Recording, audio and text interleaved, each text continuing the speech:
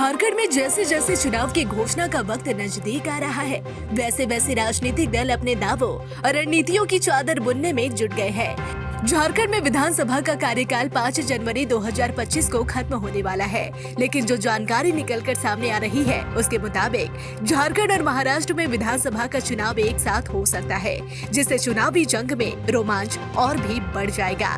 आचार संहिता लागू होते ही राजनीतिक दलों की गतिविधियों पर बंधन लग जाएगा। सभी पार्टियां अब अपने चुनावी मुद्दों, उम्मीदवारों और प्रचार रणनीतियों को एकदम नए अंदाज में पेश करने के लिए तैयार हो रही है। ऐसे में बात करें झारखंड की, तो झारखंड में झामुमो, भाजपा, कांग्रेस और राजसू में कुछ नेता ऐसे हैं जिन्हें चुनावी मैदान में उतरने के लिए पार्टी पूरी तरह से तैयार है। ऐसे में चलिए जानते हैं कि भाजपा और राजसू यानी एनडीए से वे कौन से उम्मीदवार हैं जिनका इस विधानसभा के चुनाव में टिकट फिक्स हो गया है। भाजपा से इनका चुनाव लड़ना तय।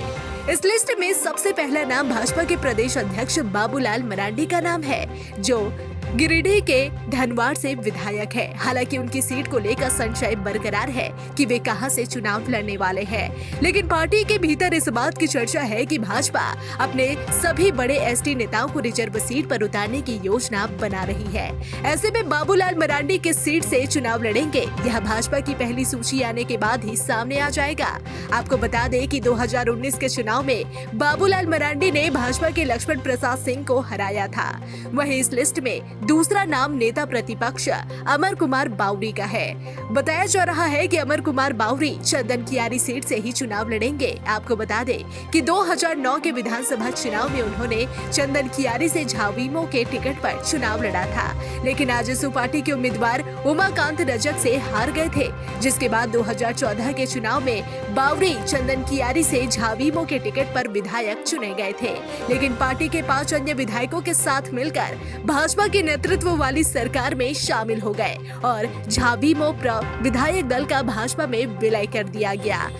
इसके बाद उन्होंने साल 2019 का चुनाव भी चंदन कियारी सीट से ही चुनाव लड़े और जीते भी। ऐसे में अगर देखें तो चंदन कियारी सीट अमर बावरी का परंपरागत सीट है, और अगर इस सीट पर भाजपा अमर बावरी को उतारती है तो निश्चित रूप से भाजपा को फायदा मिलेगा। इस सीट में तीसरा नाम हाल ही में भाजपा में शामिल हुए कमलेश सिंह का है।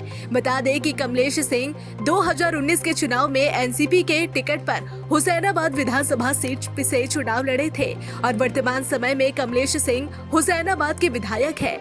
बताया जा रहा था कि हुसैनाबाद और चंदन कियारी से आजसू अपनी प्रत्याशी उतारने की बात कह रही थी, लेकिन असम से सीएम हिमंता बिस्वा शर्मा ने यह स्पष्ट कर दिया है कि इन दोनों सीटों पर आजसू से तालमेल बन गया है।